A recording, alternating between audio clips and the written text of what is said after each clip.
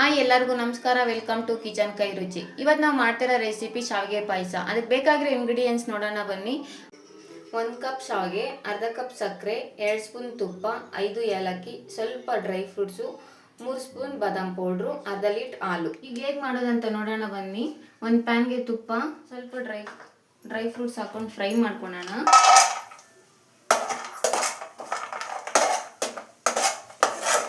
ಈಗ ಫ್ರೈ ಆಗಿದೆ, 1 ಕಪ್ಗೆ ಹಾಕೊಳ್ಳೋಣ. ಅದೇ ಪ್ಯಾನ್ಗೆ 1 ಕಪ್ ಶಾವಿಗೆ ಹಾಕೊಂಡು ಫ್ರೈ ಮಾಡ್ಕೊಳ್ಳೋಣ. ಫ್ರೈ ಆಗಿದೆ, ಒಂದು ಬೌಲ್ಗೆ ಟ್ರಾನ್ಸ್ಫರ್ ಮಾಡ್ಕೊಳ್ಳೋಣ. ಈಗ ಹಾಲು ಹಾಕ್ಕೊಳ್ಳೋಣ, ಸ್ವಲ್ಪ ವಾಟರ್.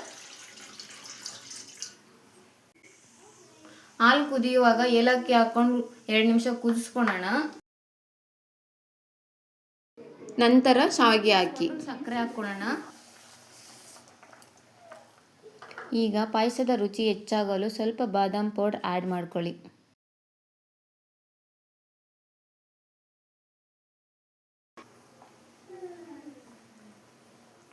ಈಗ ಶಾವಿಗೆ ಬೆಂದಿದೆ, ಡ್ರೈ ಫ್ರೂಟ್ಸ್ ಹಾಕೊಂಡು ಸರ್ವ್ ಮಾಡ್ಕೊಳ್ಳೋಣ.